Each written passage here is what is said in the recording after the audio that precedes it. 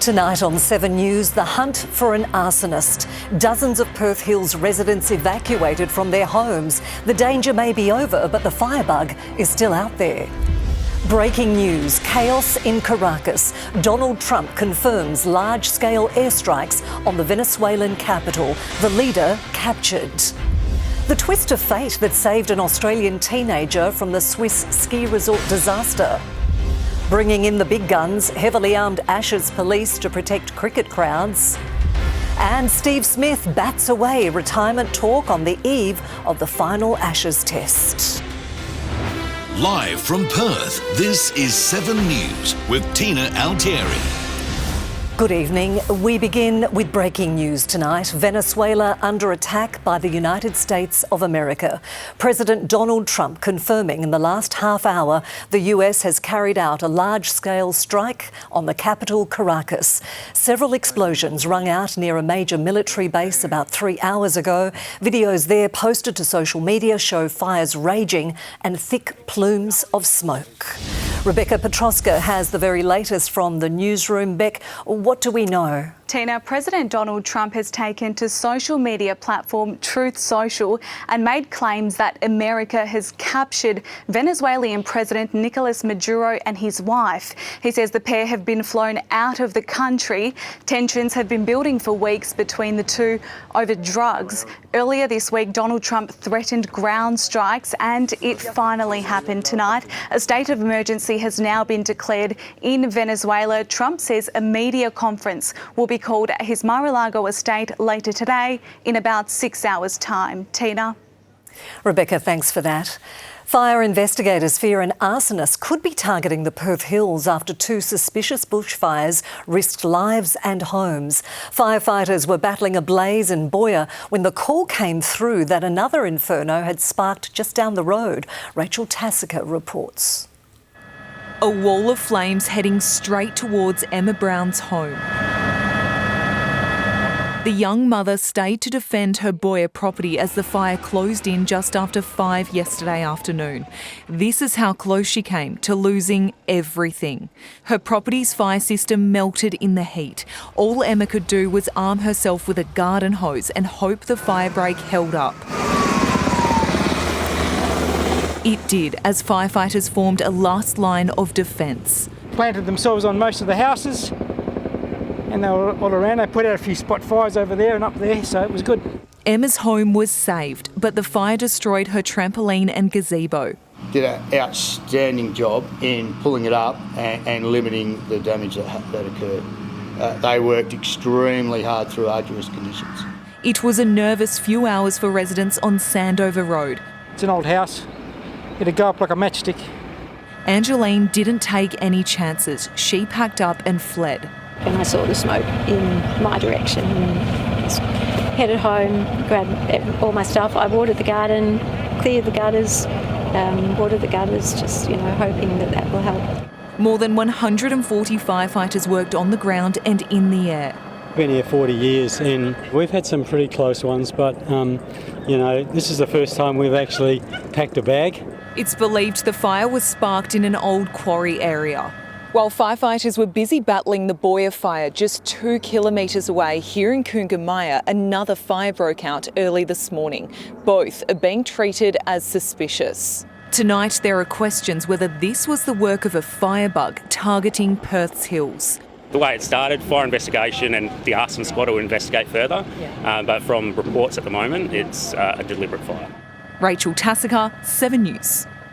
And as if firefighters weren't busy enough, just down the road from that Boyer fire, another emergency unfolded just after 4 this morning. A Darlington home went up in flames.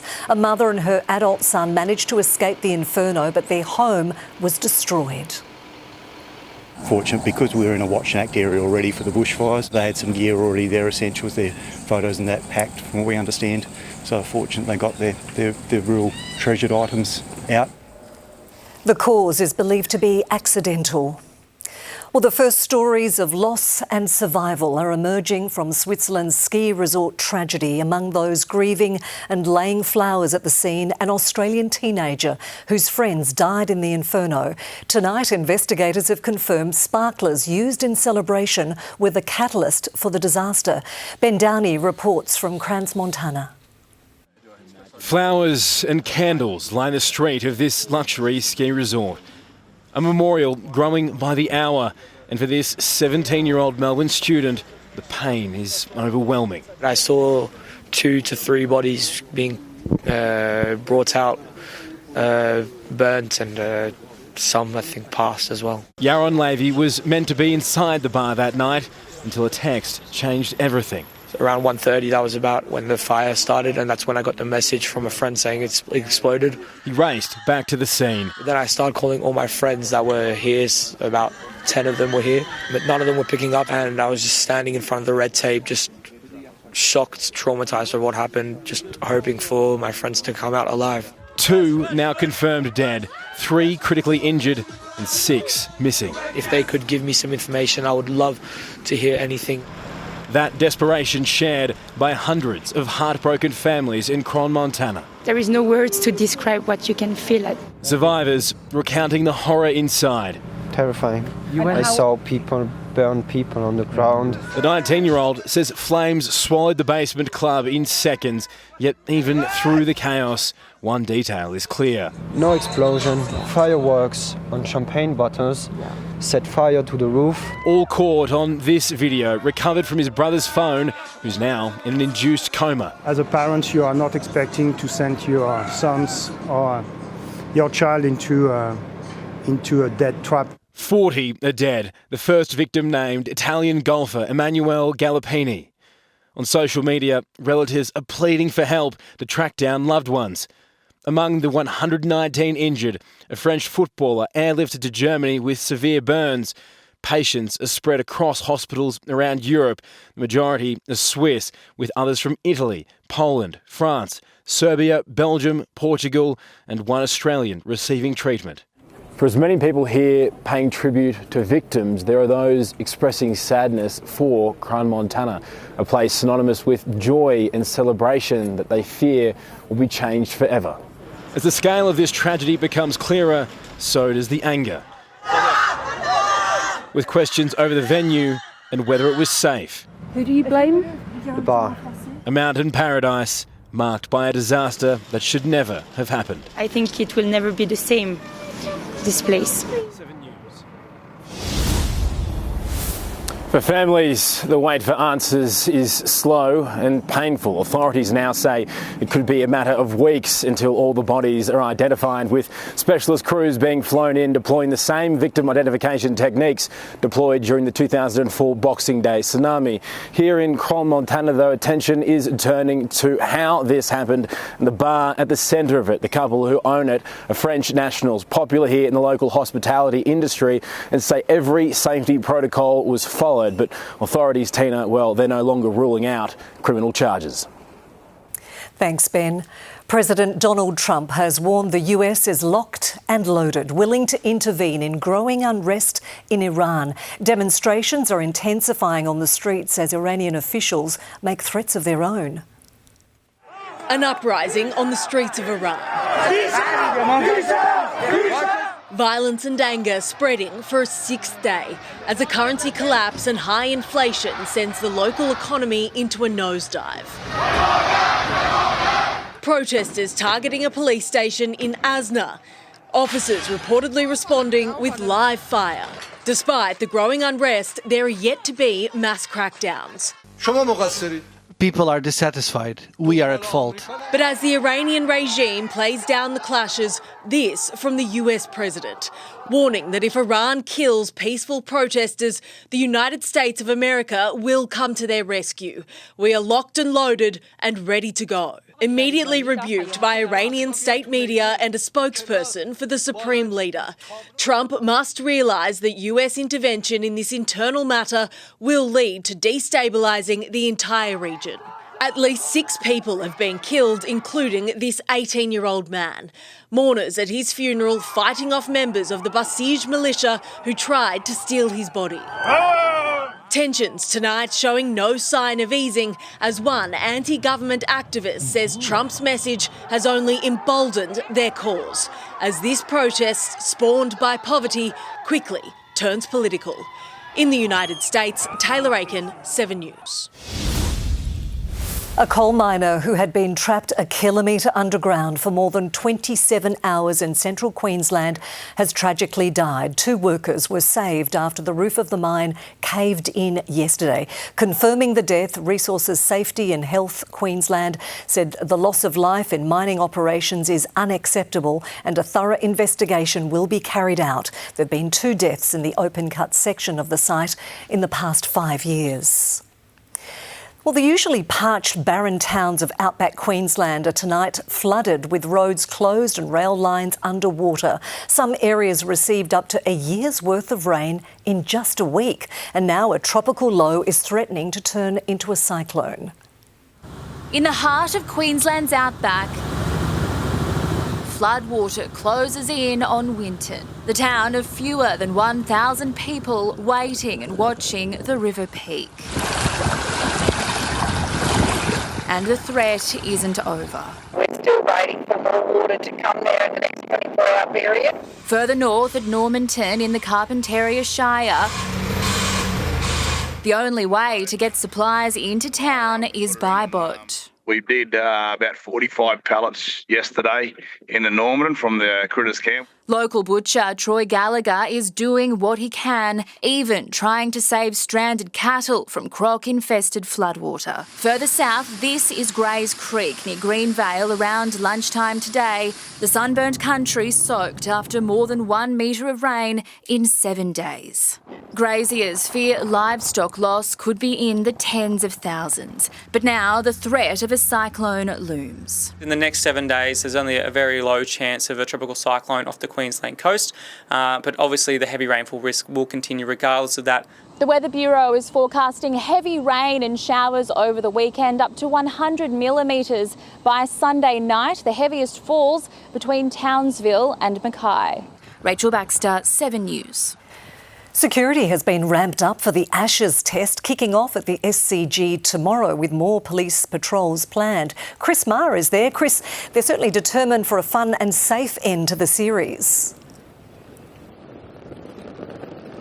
Police say security at the cricket tomorrow will be very visible and backed by extra firepower. Now, uniformed and mounted police will be conducting regular patrols. Also, officers from the riot squad carrying long arms, clearly visible to cricket fans. It comes after the huge police operation for Sydney's New Year's Eve and in Melbourne, where riot police had similar guns at the Boxing Day test. But after the Bondi attacks, police say this security is meant to reassure the public and is not responding to any specific threat. And before play tomorrow, there will be a special tribute to Bondi's first responders and other support services. Steve Smith has batted away retirement suggestions. He will become Australia's oldest player when Usman Khawaja pulls up stumps after the 5th test. But he says he has no end date on his legendary career. Steve Smith graduating to the next level in his career. Shame he's gone now that I'm the oldest one here. 36 years old, just a few years shy of his retiring mate Usman Khawaja. Probably wouldn't be ideal if, him and I went out this week, for instance, so... With plenty of time at the crease, mastering the rhythm of media, he saw the next question coming a mile off. Is there any chance this is your last test match for Australia? Nah. With a straight bat, he fondly recounted Khawaja's storied career almost ball for ball. Under 17 versus under 19 games for New South Wales. The way he pulled the ball, I was like, this guy picks length up quicker than anyone I've seen. His 88th and final test match will put him one cap above legend Greg Chappell tomorrow at the SCG. To be in that sort of category of people, there'd be a low percentage of test cricketers at that stage in Australian history of playing sort of 85 plus test matches. It's a huge achievement. Smith was there for all Khawaja's highs and lows. He hates it, but, we dropped him I was captain at that stage and we dropped him in the subcontinent. When it comes to racial stereotypes, more defensive stroke play. I'm not going into the mind of Usman Khawaja. Besides Smith and Uzi, there are a few hints as to who else will play. No one's locked in yet. We got, as I said before, we haven't picked a team. Who plays depends on how much this mysterious patch of grass in the centre of the SCG looks tomorrow morning. Under shady Sydney skies for the bulk of the last few days, it needs more sun for a spinner to play and for maximum playing time. He obviously hasn't had a great deal of sunlight, so yeah, need to check it out, see what it looks like. It still looked pretty green yesterday. Two captains with two very different ways of gardening. I think we all play a good game by looking like we know what we're doing when we're looking at the wicket, but to be honest. But they do it anyway. Tom Wilson, 7 News.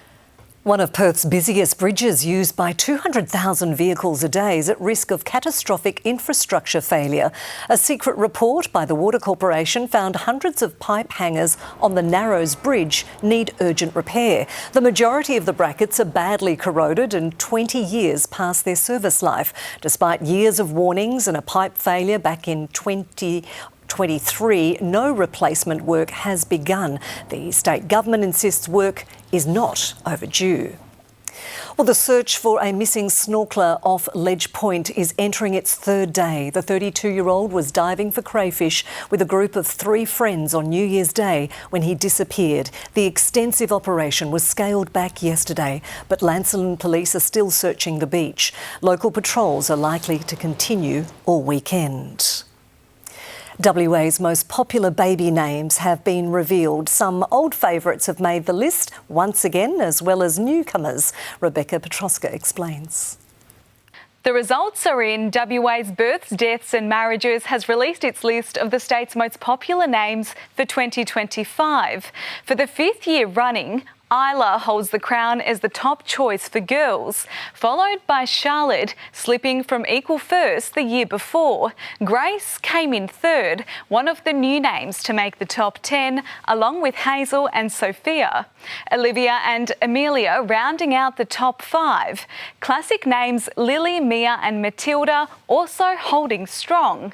Noah was the most popular boy name, with Oliver dropping to second after dominating as a favourite for several years. Then Theodore, Jack and Luca.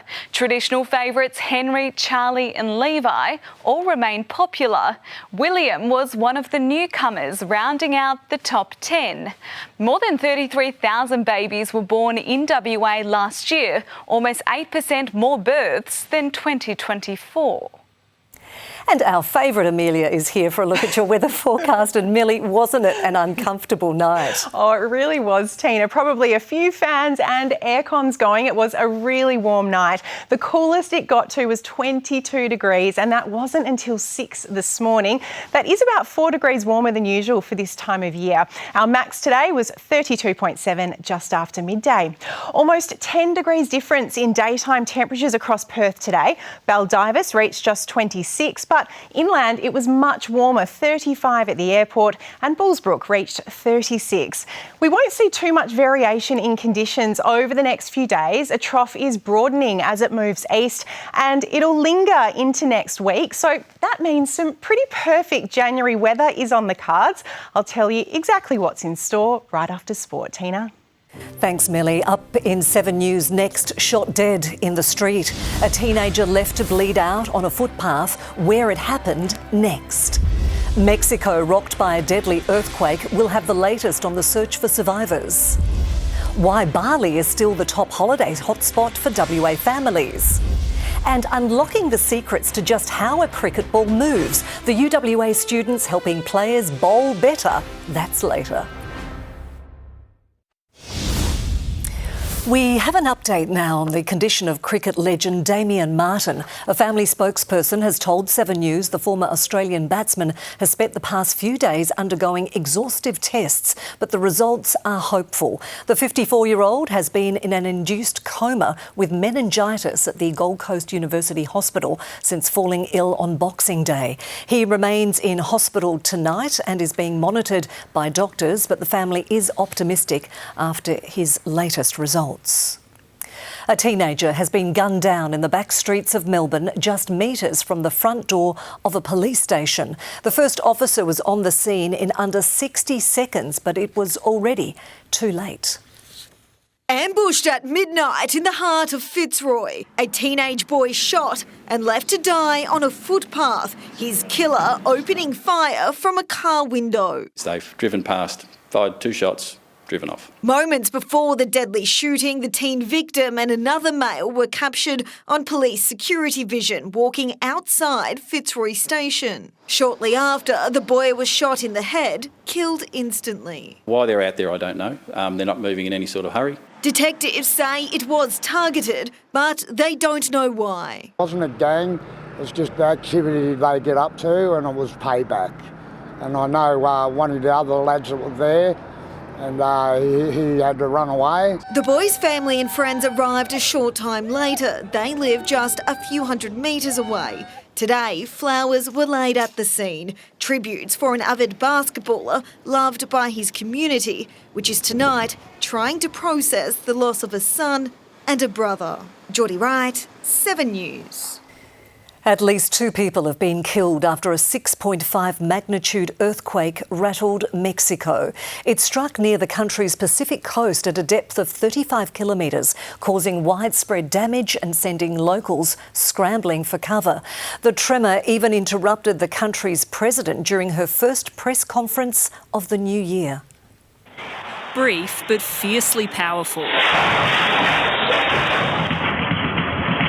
Across the Mexican capital, alarms blare. Hospital patients are bolt upright in bed when the quake hits. In high-rise apartments, people cling on for dear life. I woke up to the alarm and I'm like, what the f***?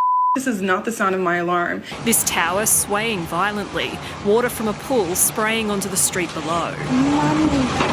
On underground platforms, commuters are on edge as trains rock back and forth. One man was recording his gym routine when the earth shook. Not even the Angel of Independence, a Mexico City landmark, was immune to the tremor. In her New Year press conference, the president abruptly stops. Oh, it's shaking, she says. She quips, this is going to go viral, before being led to safety. And tonight we're seeing the first pictures of the damage. At an airport control tower, debris is scattered everywhere. The ceiling hanging down, staff forced to evacuate. More than 450 aftershocks were recorded in the hours following the quake. Jacinta Lee, 7 News. Stay with us. Ahead on 7 News, China circles Taiwan. Why it's prompted fresh cause for concern in Canberra. Teenagers charged. A man bashed in Albany in a violent New Year's Eve attack. The West Aussie students who say they've cracked a mysterious cricket code, how it could help players all over the country. And the holiday hotspots now more popular than ever with Aussie travellers. That's next. The Albanese government claims it's doing very well in the influence battle in the Pacific, but China's fresh military drills around Taiwan will be cause for concern in Canberra. Minister Pat Conroy revealing to 7 News he wants to lift domestic defence production. The Indo-Pacific, it's Australia's backyard and the focus of a global power struggle. China is testing America and its allies, ramping up military drills around Taiwan. As Australia deploys soft diplomacy closer to home. You have big responsibilities in the Pacific. How close is China now to our South Pacific neighbours? Well, we've been very honest that we're in a perpetual contest with other countries, principally China, to be the partner of choice in the Pacific. Are we winning or losing? I think we're doing very well. Meet Labor's Minister for the Pacific, Pat Conroy. He's signed new treaties with Papua New Guinea, Tuvalu and Nauru, and also holds the key defence industry portfolio. Revealing to Seven's podcast The Issue, his political hero is former Labor Prime Minister John Curtin. He saved Australia during World War II. He was proudly a member of the Labor left, which is where I'm from, and he made the case that workers and the working class should be passionate about national security and defence. Because as the old saying says, a bayonet is a weapon with a worker on both ends of it. Around 70% of Australia's defence spend on equipment and maintenance goes to Australian-based businesses, a number Conroy wants to maintain, even increase. I'm an advocate for horses for courses, matching the best from around the world with what we can do here. The government's priorities include establishing an Australian missile industry and a $10 billion spend on drones and autonomous systems. Lessons Conroy has learnt from briefings on Ukraine's fight with Russia. You cannot go above the surface there without immediately being at risk from being struck by either missiles or drones or a combination of both. Preparing for modern warfare. Tim Lester, 7 News. And for Tim's full interview with Pat Conroy, check out the latest episode of The Issue on 7news.com.au and wherever you get your podcasts. Police say a man was badly bashed by a gang of teenagers in our Great Southern on New Year's Eve.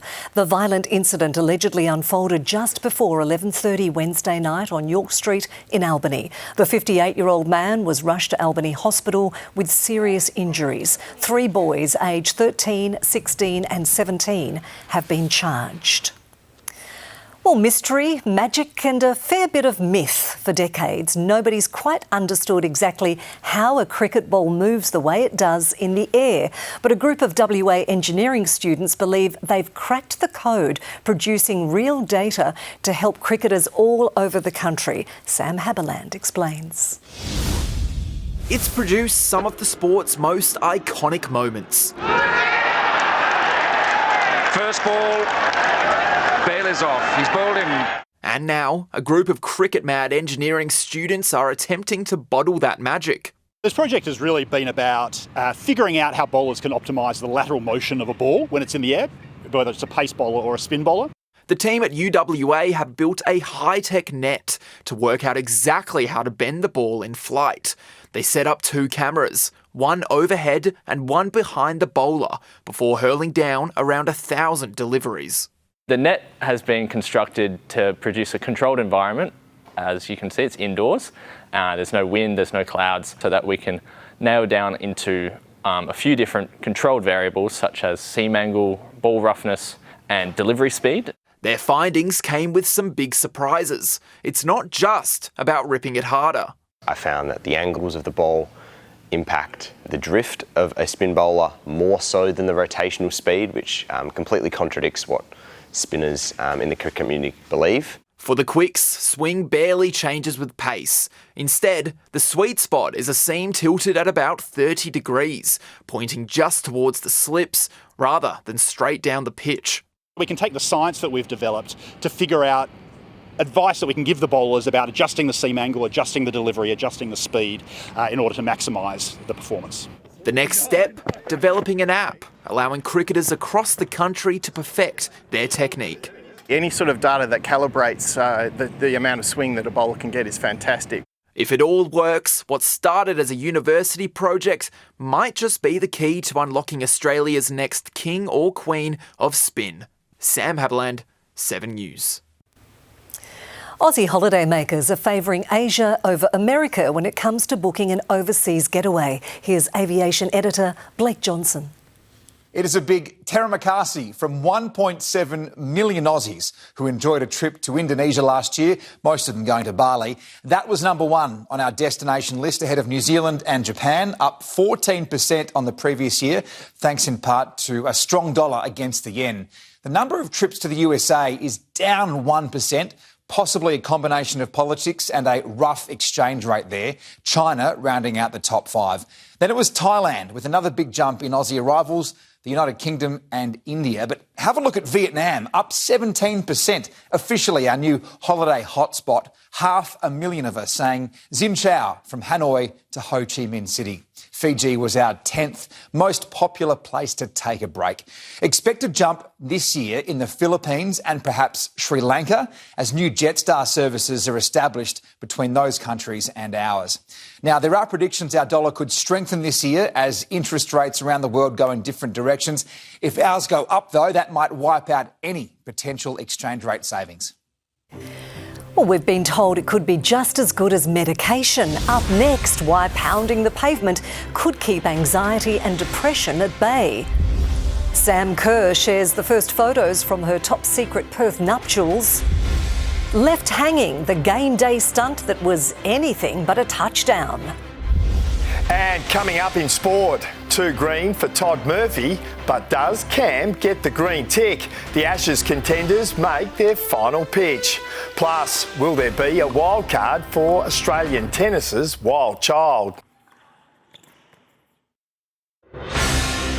Now, Fuel Watch. Perth's petrol prices brought to you by Fuel Watch and 7 News.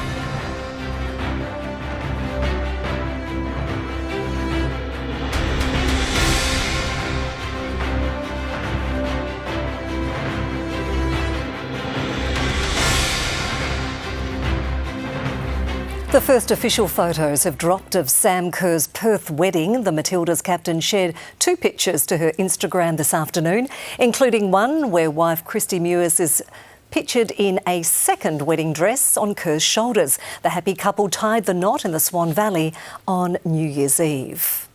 Queen Mary of Denmark has stepped out in an eye-catching gown for a night of glamour in Copenhagen. Dressed in gold, the Australian-born royal hosted her annual New Year's Gala alongside her husband, King Frederick. The couple are celebrating 2 years on the throne this month. We'll talk about not sticking the landing. A parachuter has become caught in netting behind a goalpost at a football game in Fort Worth, Texas. Stuck 10 metres up before falling into the crowd.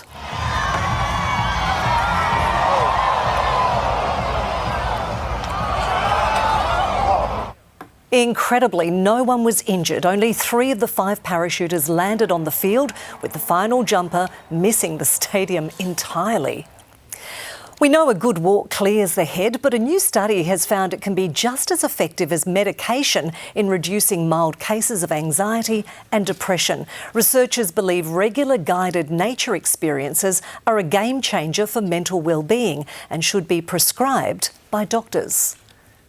Nobody told Elizabeth Jameson to get outdoors. It has to be part of your life. But as she approached 50, she knew it was a step in the right direction. Every time you are out in nature, you know, being part of the world that you belong to, there is a buzz that goes with that. Researchers at Griffith University measured the buzz, studying coast trek walkers, and found those who regularly venture out in nature end up in a much better place. That would improve mental health as much as the medication and the counselling is what we're suggesting. And that Australia should get moving too and follow the lead of the UK, Canada and Japan to make green prescriptions part of the healthcare system. For people who have mild types of mental health, they could also have a prescription for guided nature walk. Would be less reliant on the medical systems, the counselling systems, which are currently quite overwhelmed. The aspects of nature, the animals, the birds, the fauna are pointed out to you. Around 5 hours a week was found to have positive effects that in some cases lasted a year. Being out in nature is the awe and the wonder of seeing something you didn't expect to see. With results that might surprise you too. Amanda Abate, 7 News. Ben Cousins is here with sport now, and the stand-in skipper has defended Cam Green, Ben. That's right, Tina. The big West Aussie has been under fire, but Steve Smith wants him there tomorrow. Up next, dark clouds over the SCG as Todd Murphy and Bo Webster make their final pitch. And Nick Kyrgios not short of confidence, but will he play in the Australian Open? Steve Smith launched an impassioned defence of Cameron Green, but didn't guarantee the all-rounder's place for the 5th Ashes Test at the SCG tomorrow.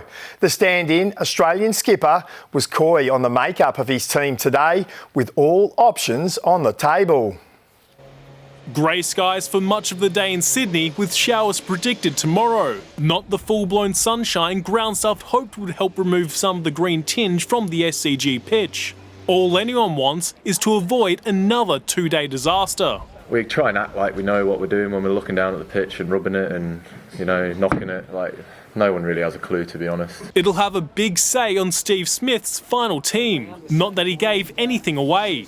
All options are on the table currently. Could play a couple of all-rounders, could play a spinner, could play no spinner. But there's no certainty Cameron Green will be there. He's got himself in on a few occasions and probably not gone on with it. Your starting your innings is actually your hardest thing. He's doing that pretty well, and then just finding a way to get out. Just 112 runs and 3 wickets for the series, well below what the giant all-rounder can deliver. What we know with Cam is he's a quality player. Regardless of what happens right now, we think he's got a really bright future. Fellow all-rounder Bo Webster is a chance, along with offie Todd Murphy, though the SCG is far from the spinner's paradise it once was. I don't think it's been that for as long as I've been playing, unfortunately. It's one of Nathan Lyon's probably worst grounds in Australia. With Usman Khawaja retiring, his vacant spot is hot property. Hopefully one day I get another chance to play for Australia and I'll be better for all the experiences I've had over the last 12 months. Especially with eyes already looking towards the 2027 Ashes and Test Championship final, and just how different this ageing Aussie team will be. Shame he's gone now that I'm the oldest one here. James Manton, 7 News. The Stars' perfect start to the Big Bash is over, and they'll be kicking themselves over a huge missed opportunity. Hugh Wybkin was centimetres from taking the catch of the tournament as Melbourne set Brisbane 196 to win at the Gabba. At 5 for 119, Heat batter Max Bryant nicked behind but wasn't given out. Melbourne didn't review, and it proved costly. Bryant blasted an unbeaten 48 off 26 as Brisbane won by 4 wickets with 2 balls to spare. The new Bash brothers get it done for Brisbane in extraordinary circumstances. The Stars remain on top of the ladder, level with the Hurricanes. And tomorrow night, Ashton Agar will become the 4th player to play 100 matches for the Perth Scorchers. He started his BBL career as a babyface 20-year-old alongside the likes of Simon Kadich and Adam Voges, and says he's seen plenty of changes. It's the most powerful batting lineup I've ever seen us have. It's the most exciting one, and I think the fans are loving that. And our bowling group, it's young, relatively inexperienced, and that's a really exciting thing as well, because T20 is about unearthing new talent. The game at Optus Stadium against the Strikers is the Scorchers' annual Aboriginal match. The action starts at 6:15. Tennis star Nick Kyrgios has touched down in Brisbane, gearing up for his first professional match in almost a year. The 30-year-old won't rule out a return to the Australian Open as Tennis Australia weighs up whether to gift him a wild card. He's arguably the world's most entertaining tennis star, and Nick Kyrgios is back home on a mission. It's funny because I'm still one of the most talked about players, yet I've barely played a match. I need to play for money or anything. Like I'm playing this event because I want to go out there and compete, and I feel as if I can still play, and I want to prove to myself after the injuries I've had that I can play at this level and still be successful.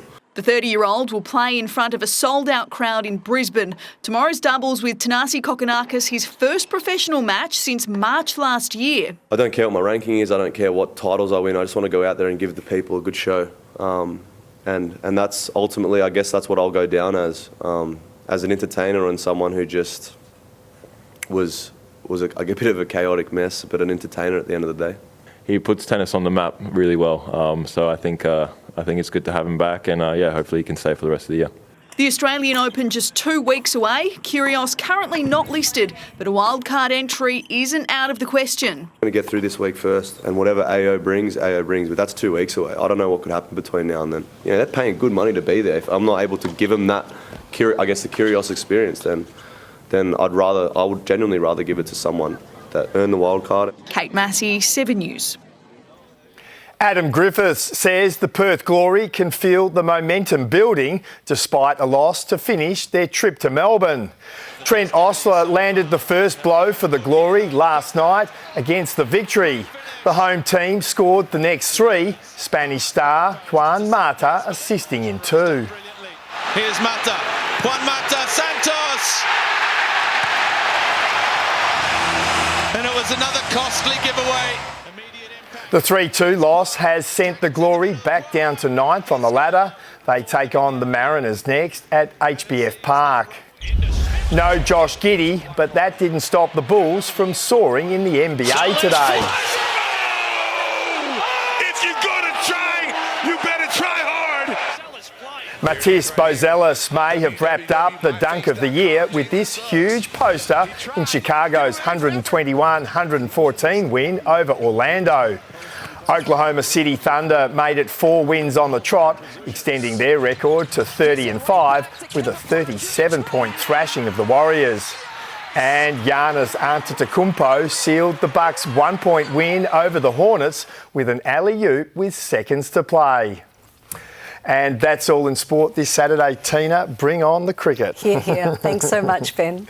Well, Amelia Brune is back with the weather details, and another warm night is on the cards, Millie. Absolutely, Tina. It doesn't look like the temperature will drop out of the 20s again tonight. I'll have your full forecast after the break. Welcome back. If you thought it was a warm night, you were right. 22 was the coolest it got. Our top today was 32.7, a touch above average for this time of year. We had quite a range in temps across the metro area today. Kalamunda hit 36, so did Ellenbrook, but it was 10 degrees cooler in Rockingham. A severe heat wave warning is in place for parts of our state, and you can see why. Exmouth hit a stifling 43, quite the contrast in Albany, just 25 there. On the satellite, it's pretty clear a trough will broaden and linger into next week, and it means in Perth we won't see much of a change to our current weather pattern. Flying east now, and Sydney could get rain and storms tomorrow.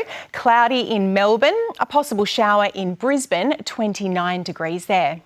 Back in WA, that extreme heat remains in parts of our north. Take a look at Paraburdoo and Marble Bar, both in the mid-40s. It'll be much more pleasant in the south of the state. Busselton heading for 34. On local waters, winds will become south-southwesterly in the middle of the day, seas to 1.5 metres. So for Perth tomorrow, almost a carbon copy of today. Sunny and 33 degrees, 21 tonight, and there's not a lot of change over the next week. 31 on Monday, 30 on Tuesday, Wednesday 31 and 29 for both Thursday and Friday. Before I go, congratulations to Bob and Gladys Lindsay from Inglewood, who are celebrating their 67th wedding anniversary today. The couple has 4 children, 7 grandchildren and 9 great-grandkids, and never miss 7 news. Congratulations to Bob and Gladys. Now it's time for tonight's $30 million lotto draw. Wouldn't that be nice? Good luck. Up next, the winning numbers in tonight's Saturday Lotto draw. Good evening, Hayley McHugh here, and welcome to tonight's Saturday Lotto Mega Draw. It's draw number 4639. The total Division 1 prize pool for tonight's draw is a massive $30 million. And as always, I'm here with our draw officials and government supervisor. Now, of course, to win the Division 1 prize tonight, your 6 numbers will need to match the 6 winning numbers in tonight's draw. Best of luck. Let's take a look at those first numbers now. We have 19 and 36 down first. In last week's Saturday Lotto draw, 7 winning entries shared the Division 1 prize pool. Wouldn't that be nice? Well, to do the same tonight, you'll also need number 21 and a green one down next. It's number 10. The countdown is on. Next Saturday is the Lotto $10 million special event. But tonight's not over yet. To take home that massive mega draw prize tonight, you'll also need to have number 9 and another green one. It's number 13.